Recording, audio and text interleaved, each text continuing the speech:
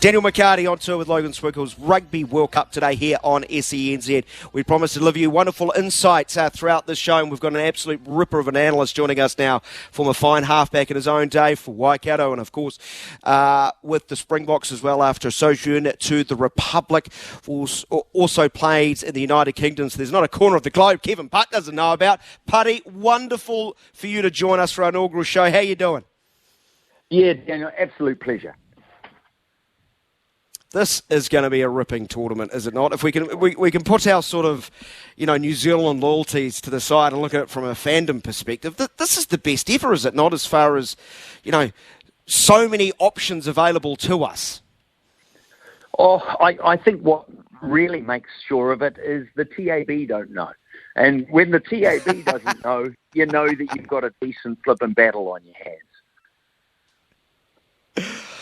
I was listening to the drive show prior to this, and I think it was producer Brad threw out a question. What is the confidence meter for All Black fans sitting 1 at the bottom and 10 is a roaring, runaway success?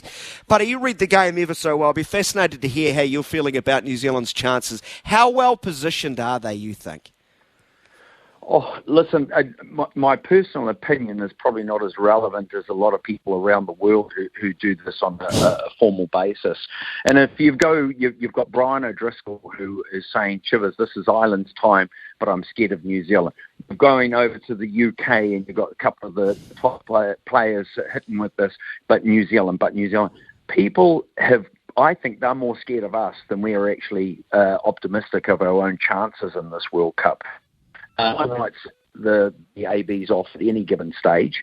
I'd put us up there sort of at around about 7, but I've got to be honest, I'm personally not as optimistic as I have been for any other of the World Cups that I've been to.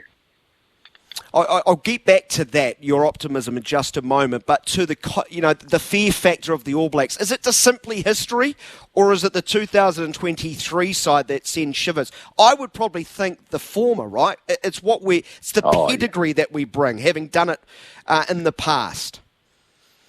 Oh, look, that's without question. The fact that we're overseas must put us on a little bit of a back burner. It's always a hard ask. I heard that it was 38 degrees in one of the stadiums the other week when they were playing. That'll be a further test that we're not aware of. Some others will be a little bit more acclimatized towards that. But our history is enough to put the fear up anyone. You don't become a successful team and then suddenly become a crap team overnight. No, we're definitely in with a chance. Where has your optimism been left battered and bruised? Is it certain facets of the park, on the park rather? Just elaborate on that. Well, for me, it's actually come around of dismantling by a couple of teams that have played us. Ireland's up there as the top team in the world. When they came to New Zealand, we gave them one smack at Eden Park, and then, by goodness, did they not only turn it around. 1 week you can sort of write it off, but they dominated the ruck and the defence, and that's what scares me about them.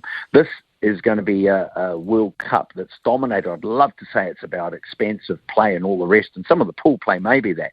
But to win it, it's going to be around how you handle those dark places.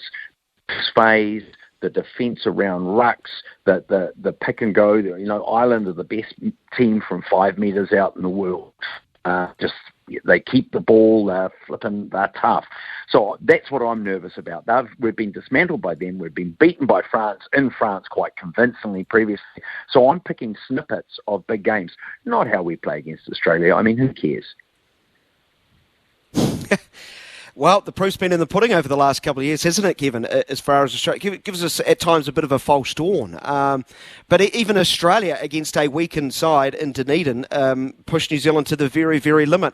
And when I look at New Zealand's now ever-increasing and ever-worrisome injury list, Lomax, Retallick, Frizzell, they're huge cogs. How do you overcome that?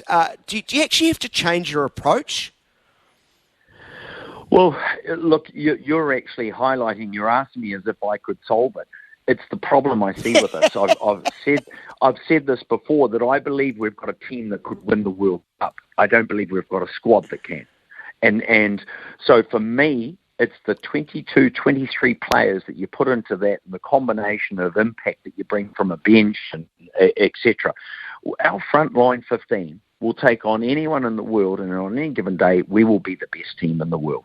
But I don't believe he can bring those nuts and bolts to see a game out, the X factor. We've got young guys, the young halfback that might break a game to run shivers. Half the time, we're already in the lead. We've got to see the flipping game out. Have we got the tactical nous to be able to do that? We've got Bodie not quite at his best rugby at the stage, but we know he's a world's best. Do you back him? And Geordie's got to be there. There's so many things we've got to do, but I still can't see that cavalry that's going to come on and add such value that you're going to win the game.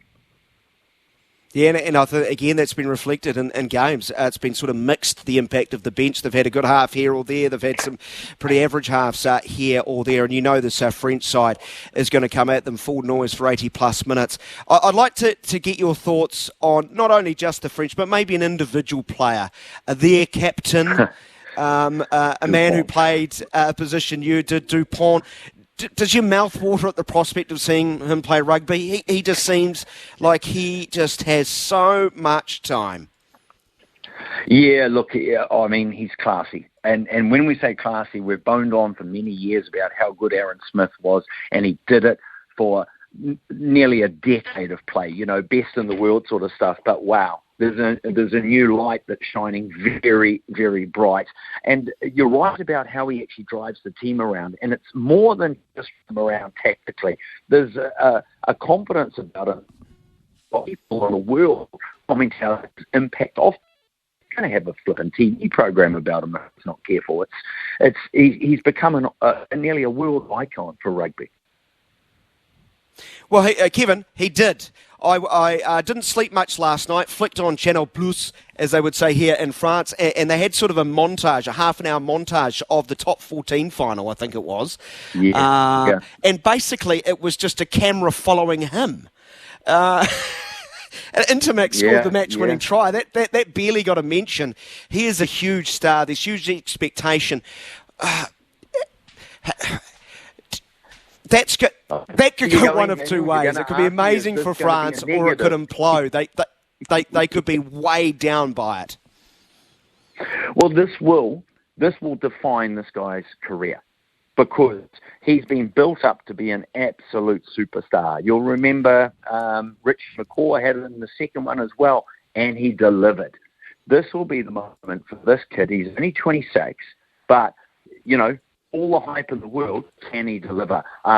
He's got all the attributes to do it. There's no question. The real question comes up is, can he still be playing behind the toughest and best performed forward pack? That's what they have been for the last couple of years in France, but I'm not convinced, mate.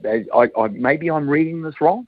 People are saying, they're not playing their hand so much. You don't do that before a World Cup. You come in and you make sure that they're in fine form up front.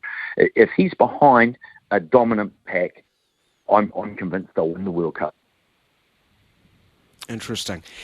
We've talked about one team in green. What about the other? A place ever so well, South Africa. How good are the reigning champs looking in your mind? One thing I noticed in their last couple of games, Putty, they've added a new dimension. I've not seen a South African side look to offload as much, and that scares me. Yeah, don't read too much into that last game. You would offload a hell of a lot if you were breaking tackles as easy as they were against us. We were porous. You might be right. We were porous with our defence. And, big men, when they're falling forward, have got an opportunity to make the offloads. And people naturally run support lines like that to clear rucks. But if you've broken a tackle, you don't need to clear a ruck so you can run off. So I carried away with that one game, but the mentality of the South Africans, and there will be no such thing as an easy game against them. And everyone knows that. They know the physicality. But you're right. They're Colby on the wing. I think they've got a few X-factor players there. That they will be. This is you started the whole show by talking about this, Daniel. I think this will be the best World Cup, because we just don't know who and what is going to be delivered. Paddy, always really enjoyed chatting to you, my friend. I know you've got a scarper off to work, so I'll let you go do it. You'll be, chasing some shadows there, my friend. But keep up the fine work, and thanks so much for dropping by and joining us here on Rugby World Cup today on SENZ. Appreciate your time. SENZ. It's key. for sport.